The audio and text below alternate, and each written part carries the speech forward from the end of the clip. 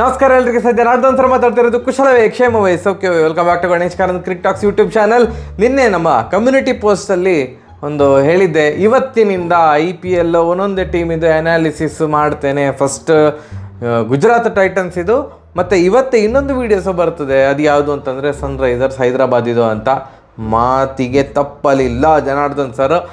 Direct ಮ್ಯಾಟ್ರಿಗೆ ಬರುವ, Gujarat Titans last ಏನು IPL ಇದು ಫೈನಲಿಸ್ಟ್, ರನ್ನರ್ ಅಪ್ಪಿಗೆ ಅವರು ತೃಪ್ತಿ ಪಟ್ಟಿದ್ರು. ಅವರಿದು ಕೇವಲ 2ನೇ ಆವೃತ್ತಿ ಅಷ್ಟೇ ಆಗಿರೋದು. ಫಸ್ಟ್ ಆವೃತ್ತಿಯಲ್ಲಿ ಅವರು ವಿನ್ನರ್ ಆದರು, ಸೆಕೆಂಡ್ ಆವೃತ್ತಿಯಲ್ಲಿ CSK ವಿರುದ್ಧ ಲಾಸ್ಟ್ ಬಾಲಲ್ಲಿ ಫೈನಲಲ್ಲಿ ಸೋತರು. ದ ಗ್ರೇಟೆಸ್ಟ್ ಫೈನಲ್, ನನಗೆ ನೆನಪಿರುವ ಹಾಗೆ ಇದೊಂಥರ one of the greatest finals, IPL finals ಅಂತ ನಾನು ನಂಬಿದ್ದೇನೆ. ಸೊ ಈ ವರ್ಷದ IPL ಅಲ್ಲಿ ಗುಜರಾತ್ ಟೈಟನ್ಸು ಯಾವ ರೀತಿಯಾಗಿ ತಂಡ ಉಂಟು, ಅವರ ತಂಡದಲ್ಲಿ ಎಲ್ಲ ಸಜ್ಜಿಗೆ ವಜೀಲಾಗಿದೆ, ಎಲ್ಲ ಆಚೀಚೆ ಆಗಿದೆ. ಮೇಯ್ನ್ ಅವರ ಕ್ಯಾಪ್ಟನ್ ಆಗಿದ್ದಂತಹ ಹಾರ್ದಿಕ್ ಪಾಂಡ್ಯ ಅವರೇ ಟೀಮ್ ಬಿಟ್ಟು ವಾಪಸ್ ಮುಂಬೈ ಇಂಡಿಯನ್ಸಿಗೆ ಹೋದರೆ ಅದಕ್ಕಿಂತ ಒಂದು ಕೆಟ್ಟ ಪರಿಸ್ಥಿತಿ ಯಾವ ತಂಡಕ್ಕೆ ಸಹ ಬರುವುದಿಲ್ಲ ಅಂತ ಅಂದ್ಕೊಂಡಿದ್ದೇನೆ. ಹಾರ್ದಿಕ್ ಪಾಂಡ್ಯ ಕ್ಯಾಪ್ಟನ್ ಆಗಿ 2 ವರ್ಷ ಆದದ್ದು ಗುಜರಾತ್ ಟೈಟನ್ಸ್ ಇದು. ಒಂದು ಸಲ ವಿನ್ ಆದರು, ಇನ್ನೊಂದು ಸಲ ಫೈನಲಿಸ್ಟ್ ಆಗಿದ್ದಾರೆ. ಇನ್ನೆಂತ ಬೇಕು ಮಾರ್ರೆ? ಅಂದರೆ ಆ ಒಂದು ಯಶಸ್ಸಿನ ತುದಿಯಲ್ಲಿರುವಂಥ ತಂಡದ ಕ್ಯಾಪ್ಟನ್ನೇ ಬಾಯ್ ಥ್ಯಾಂಕ್ಸ್, 2 ವರ್ಷ ನಾನು ಕ್ಯಾಪ್ಟನ್ ಆದೆ, ನಾನು ಹೋಗ್ತೇನೆ ಮುಂಬೈ ಇಂಡಿಯನ್ಸಿಗೆ ಅಂತ ಹೋದರೆ ಆ್ಯಕ್ಚುಲಿ ಹಾರ್ದಿಕ್ ಪಾಂಡ್ಯವೇ ಹೋಗಬಾರ್ದಿತ್ತು. ಎಂತ ಅದು ಸರಿ ಅಂತ ಅನಿಸ್ಲಿಲ್ಲ ಮಾರ್ರೆ ನನಗೆ. ಅದು ಎನಿವೇಸ್, ಅದು ಮುಂಬೈ ತಂಡದ ಬಗ್ಗೆ ಮಾತಾಡುವಾಗ ಅದರ ಬಗ್ಗೆ ಎಲ್ಲ ಮಾತಾಡುವ. ಅವರು ಹೊರಟೋದದ್ದು ತಂಡಕ್ಕೆ ಒಂದು ದೊಡ್ಡ ಹೊಡೆತ ಅಂತ ನಂಗೆ ಅಂದ್ಕೊಳ್ತಾ ಇದ್ದೇನೆ. ನಾ ಒಂದಿಷ್ಟು ಬರ್ಕೊಂಬಂದಿದ್ದೇನೆ, ಹೇಗಿರ್ಬೋದು ನನ್ನ ಒಂದು ಪ್ಲೇಯಿಂಗ್ 11 ಯಾವ ಥರ ಇರ್ಬೋದು ಆ್ಯಂಡ್ ಓವರಾಲ್ ತಂಡ ಹೇಗಿರ್ಬೋದು ಅಂತ.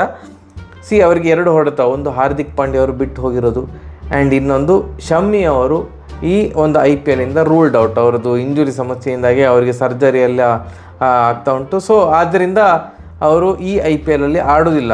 2 ಪ್ರಭಾವಿ ಆಟಗಾರರ ಒಂದು ಕೊರತೆ ಇರೋದ್ರಿಂದಾಗಿ ಖಂಡಿತ ಸ್ವಲ್ಪ ಅಂತೂ ಹೊಡೆತ ಬಿದ್ದಿದೆ. ತಂಡ ಹೇಗಿರ್ಬೋದು?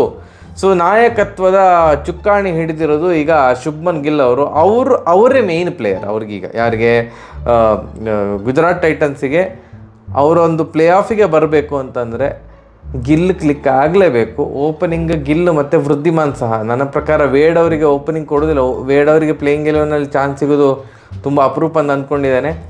Almost to an extent Wriddhiman Saha ಅವರು ಕ್ಲಿಕ್ ಆಗಿದ್ದಾರೆ. ಸೊ ಆದ್ದರಿಂದ ಓಪನಿಂಗ್ ಕಾಂಬಿನೇಷನ್ ಗಿಲ್ ಮತ್ತು ವೃದ್ಧಿಮಾನ್ ಸಹ ಬರ್ಬೋದು. ಮತ್ತು ಒನ್ ಡೌನು ಸಾಯಿ ಸುದರ್ಶನ್, ಅದಾದಮೇಲೆ ವಿಜಯ್ ಶಂಕರ್, 2 ಇಂಡಿಯನ್ ಪ್ಲೇಯರ್ಸ್. ಒಟ್ಟು ಫಸ್ಟಿಗೆ 4 ಜನ ಸಹ ಇಂಡಿಯನ್ ಪ್ಲೇಯರ್ಸ್ ಆದರು. ಸಾಯಿ ಸುದರ್ಶನ್ ಅವರು ಫೈನಲಲ್ಲಿ ಭಯಂಕರ ಚೆಂದ ಆಡಿದ್ರಲ್ಲ. ಲಾಸ್ಟ್ ಫೈನಲಲ್ಲಿ ನನಗೆ ಸ್ಕೋರ್ ನೆನಪೋಗಿದೆ, 80-90 ಹೊಡೆದಿದ್ರಲ್ಲ. ನನಗೆ ಕಮೆಂಟ್ ಸೆಕ್ಷನ್ ತಿಳಿಸಿ ಸಾಯಿ ಸುದರ್ಶನ್ ಅವ್ರು ಎಷ್ಟು ಹೊಡೆದಿದ್ರು ಅಂತ. ವಿಜಯ್ ಶಂಕರ್ ಸಹ ಲಾಸ್ಟ್ ಇಯರ್ IPL ಅಲ್ಲಿ ಚಂದ ಮಾಡಿ ಆಡಿದರು, ಅವರನ್ನೇ ಇಟ್ಕೊಳ್ತೇನೆ. ನೆಕ್ಸ್ಟ್ ಬರೋದು ನಮ್ಮ ಡೇವಿಡ್ ಮಿಲ್ಲರ್, ಅವರ ಒಂದು ಪ್ರಳಯಾಂತಕ ಬ್ಯಾಟ್ಸ್ಮನ್, ಅಂದರೆ the real hard hitter of the bowler David Miller. ಅದಾದಮೇಲೆ ಒಂದು ಪ್ಲೇಸಿಗೆ ಯಾರನ್ನು ಬೇಕಾದರೆ ಹಾಕ್ಕೊಳ್ಬೋದು, ಶಾರುಖ್ ಖಾನ್ ಅಥವಾ ತೆವಾಟಿಯಾ. ನನ್ನ ಪ್ರಕಾರ ತೆವಾಟಿಯಾ ಅವ್ರನ್ನ ಹಾಕ್ಕೊಳ್ತಾರೆ ಅಂತ ಕಾಣ್ತದೆ. Not sure. ಶಾರುಖ್ ಖಾನ್ ಹಾಕ್ಕೊಂಡ್ರು ಅವರಿಗೊಂದು ತಂಡಕ್ಕೆ ಒಂದು ಒಳ್ಳೆಯ ಬ್ಯಾಲೆನ್ಸ್ ಸಿಗ್ತದೆ. ಅಂದರೆ ಸ್ಲಾಗ್ ಓವರಲ್ಲಿ ಬಂದು ಹೊಡಿಲಿಕ್ಕೆ ನಾನಾದರೆ ತೆವಾಟಿ ಅವ್ರನ್ನ ಹಾಕ್ಕೊಳ್ತೇನೆ, ಬಿಕಾಸ್ ಒಂದು ಬೌಲಿಂಗ್ ಆಪ್ಷನ್ ಆದರೂ ಸಿಗ್ತದೆ ಅಂತ. ಆ್ಯಂಡ್ ತೆವಾಟಿಯಾಗಿ ಲಾಸ್ಟ್ ಇಯರ್ IPL ಅಲ್ಲಿ ಪಾಪ ಅವರಿಗೆ ಚಾನ್ಸೇ ಸಿಗಲಿಲ್ಲ ಅಷ್ಟು ಚಾನ್ಸೇ ಸಿಗಲಿಲ್ಲ. ಬ್ಯಾಟಿಂಗ್ ಆಗಲಿ ಬೌಲಿಂಗ್ ಆಗಿರಲಿ, ಸುಮ್ಮನೆ ಲೆಕ್ಕ ಬರ್ತಿಗೆ ಇದ್ದರು. ಅವರ ಪೊಟೆನ್ಷಿಯಲನ್ನು ತಂಡ ಯೂಸ್ ಮಾಡಿಕೊಳ್ಳಿಲ್ಲ ಲಾಸ್ಟ್ ಇಯರ್ IPL ಅಂತ ನಂಗೆ ಅನಿಸೋದು.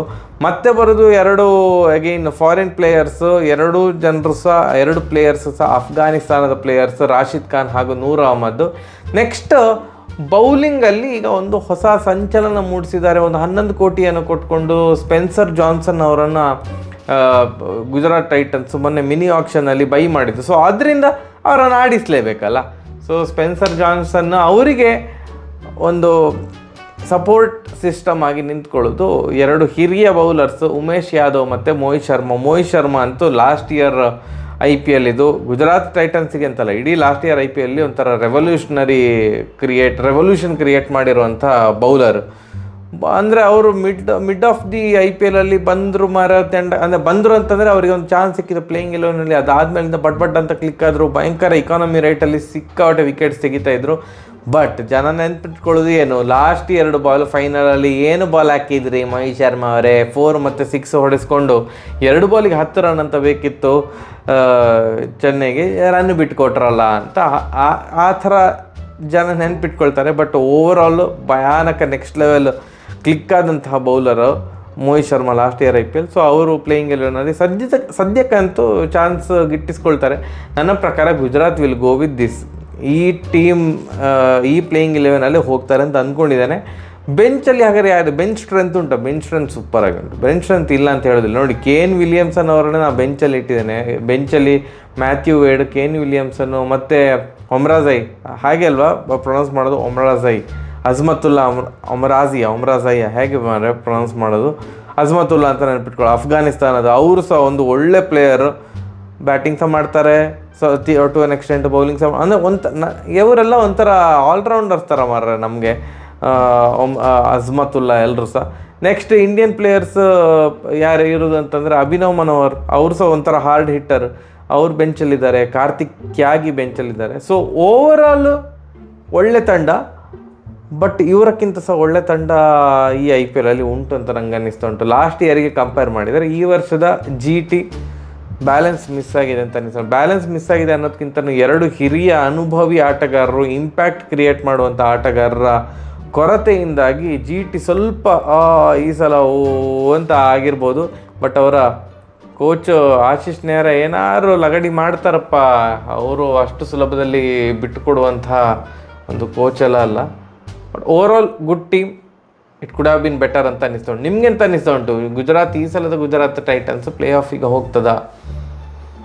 ಪ್ಲೇ ಆಫಿಗೆ ಹೋಗೋದಿಲ್ಲ ಅಂತ ಅನ್ನಿಸ್ತಾ ಉಂಟು. ಹೋಗಬೇಕು ಅಂತಂದರೆ ಇಟ್ ಡಿಪೆಂಡ್ಸ್ ಆನ್ ಗಿಲ್ಲು ಒಬ್ಬ ನಿಂತರೆ ಗುಜರಾತಿಗೆ ಚಾನ್ಸ್ ಉಂಟು, ಇಲ್ಲೇ ಈ ಸಲ ಕಷ್ಟ ಉಂಟು ಅಂತ ಅನ್ನಿಸ್ತಾ ಉಂಟು. ಕಮೆಂಟ್ ಸೆಕ್ಷನಲ್ಲಿ ನಿಮ್ಮ ಪ್ಲೇಯಿಂಗ್ 11 ಏನಿರ್ಬೋದು ಇದರದ್ದು ಗುಜರಾತಿದು, ಮತ್ತು ಟೀಮ್ ಹೇಗುಂಟು ಅಂತ ತಿಳಿಸಿ. ಸರಿಯಾಗಿರುವಲ್ವಾ? ನಮಸ್ಕಾರ.